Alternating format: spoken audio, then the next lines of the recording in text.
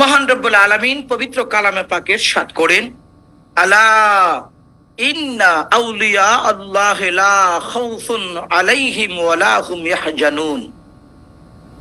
ওলি আল্লাহ সম্পর্কে আমি আগেও বলেছি ৩৯টা আয়াত আমরা কোরআনে খুঁজে পেয়েছি। এই ৩৯টা আয়াতেই ওলি আল্লাহ সম্পর্কে, মুর্শিদ সম্পর্কে আল্লাহ কোরআনে নাজিল করেছে। কিন্তু দুঃখজনক হলো সত্য এই যে আমার দিকে সবাই তাকান, আমি হুজুর, আমার শানে একটা আয়াত কোরআনে নাই। এবং আমি যে ক্লাসগুলো লেখাপড়া করে আজকে হুজুর হয়েছি, মুফতি হয়েছি, মুহাদ্দিস হয়েছি, মুফাসসির হয়েছি, ইমাম হয়েছি, খতিব হয়েছি, হুজুর হয়েছি, তাফসীর কারক হয়েছি, আলোচক হয়েছি, বক্তা হয়েছি, একটা সাবজেক্টও কোরআনে নাই। দাখিল, আলেম, ফাজিল, কামেল, 1 2 3 4, matric, inter, degree, masters, honours masters, BBA, MBA, মুফতি, মুহাদ্দিস, একটা আয়াত কোরআনে নাই। এবং কি আমি যে শিক্ষকদের কাছ থেকে শিক্ষা গ্রহণ করেছি, দুনিয়ার আমরা যেটা করে থাকি, এদের শানে একটা আয়াত কোরআনে নাই। সুবহানাল্লাহ। কিন্তু যাদের কাছ থেকে আমরা শিখি, এদের কাছ থেকে যে শিখি, এই শিক্ষকের নাম কোরআনে আছে। আমরা যে শিক্ষা গ্রহণ করেছি, প্রতিটা ক্লাসের নাম কোরআনে আছে। সুবহানাল্লাহ কইবেন না? আমরা এই শিক্ষা গ্রহণ করে যে ডিগ্রি নিই, এই যে তরিকত জগতে, এই ডিগ্রির নামটা কোরআনে আছে। তাহলে আমাদের জানা দরকার না, what is the different between inside and outside? এই अंदर और बाहर क्या फर्क है, इसका बारे में तुझको और मुझको, हर आदमी को थोड़ा समझने के लिए कोशिश करना चाहिए। এটা না বোঝার কারণে আজকে সমাজে এত দলাদলি, মারামারি, হানাহানি, কাটাকাটি, এরপর এটা নাই কইলাম। আমার ভাইরা, রাসূল বলে, আল মুসলিমু মান সালিম আল মুসলিমুনা মিন লিসানিহি ওয়া ইয়াদিহি।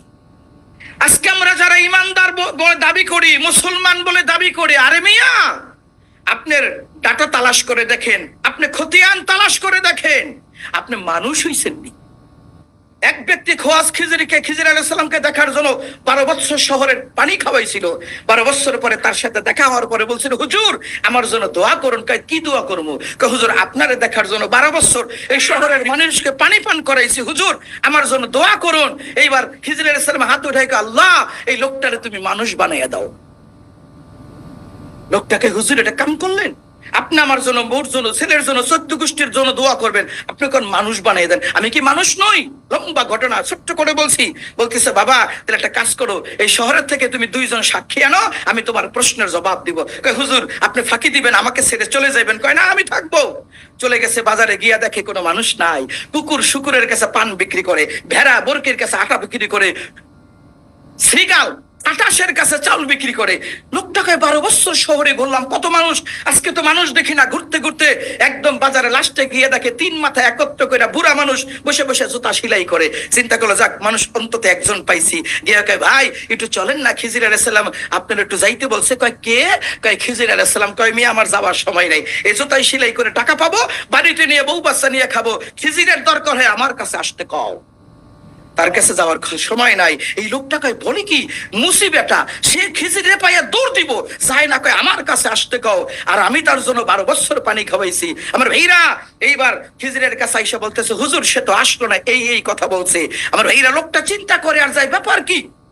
তখন খিজির আলাইহিস সালাম বলল, তুমি যে মুসির কাছে গেছে ওই মানুষ, ও আমার সইতে পাওয়ারে, ওই এমপি, আমি হলাম মেম্বার। মেম্বার এমপির কাছে যায়, এমপি কখনো মেম্বারের কাছে যায় না। কথা কোন ঠিক কিনা?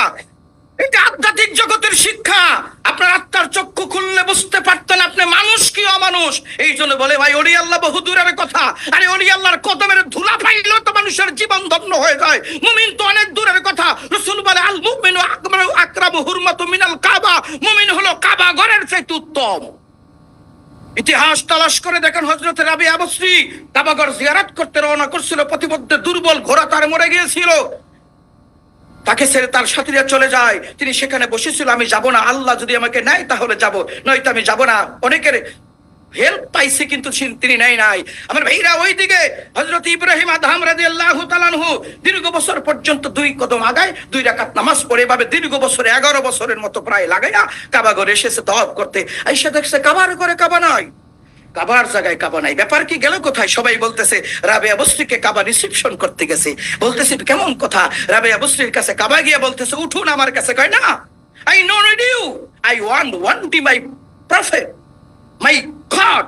আমি তোমাকে চাই না, আমি আল্লাহ রাসূলকে চাই, তার জিয়ারতে এসেছি। তুমি কেন আসছো? বলতেছে আল্লাহ আমাকে পাঠাইছে।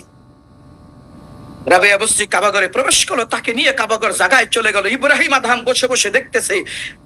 রাবেয়া বস্রি কাবা থেকে যখন বের হলো, ইব্রাহিম আদম বলতেছে রাবেয়া তুমি তো অশান্তি শুরু করে দিলা, তুমি তো দুনিয়ার মধ্যে একটা গন্ডগোল শুরু করে দিলে, এটা কি করলা?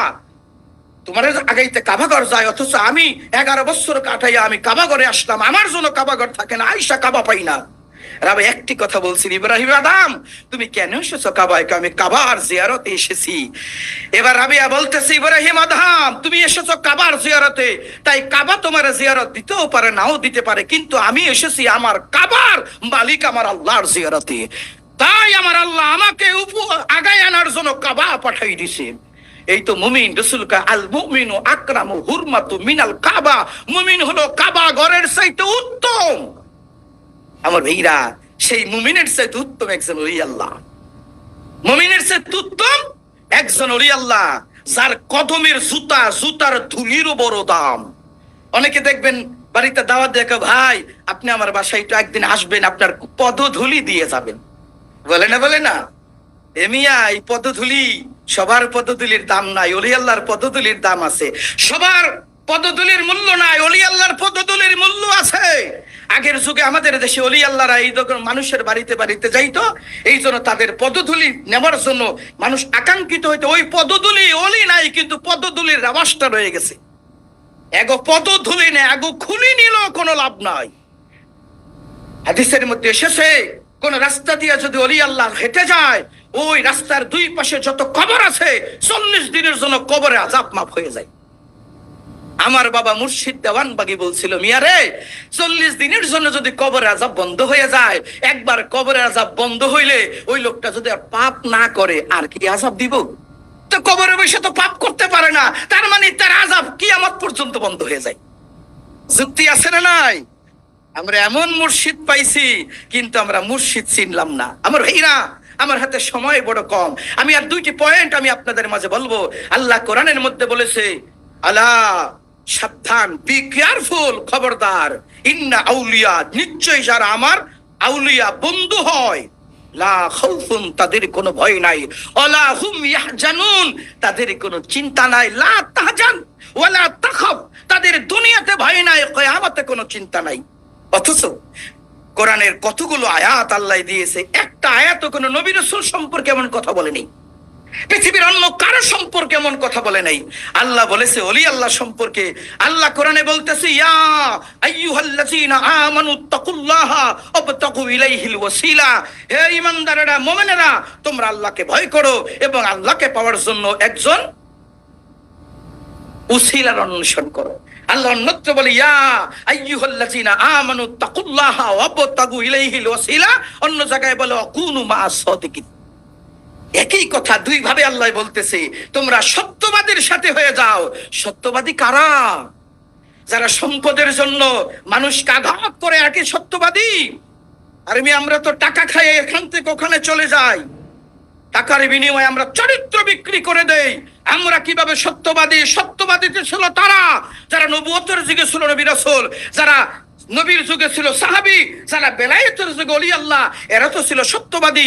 আব্দুল কাদের জিলানী থেকে শুরু করে আস্তে আস্তে আমার মুর্শিদ শাহ দেওয়ানবাগী, আজকে মহান ইমাম পর্যন্ত, যারা এই যে মোহাম্মদ ইসলামের দায়িত্ব যুগে যুগে পালন করে এসেছে, এরাই তো সত্যবাদী। এদেরকে হাজারো লক্ষ কোটি টাকা দিলে এদের নীতি কখনো বিক্রি করে না, ঠিক কিনা কোন? এই ওলি আল্লাহর মর্যাদা আমি আপনাদেরকে কি বলবো? আমি নামাবই কি উঠাবই কি?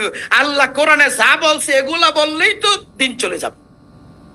আমার ভাইরা, আল্লাহ রাব্বুল আলামিন এই ওলি আল্লাহ সম্পর্কে বলতেছে, ওমাইয়ুদিলিল ফালান তাজিদা লাহু ওয়ালিয়া মুরশিদা, আমি আল্লাহ তাকে হেদায়েত করি না, করব না যার ভাগ্যে একজন ওলি নাই, মুর্শিদ নাই, ওলি আল্লাহ নাই।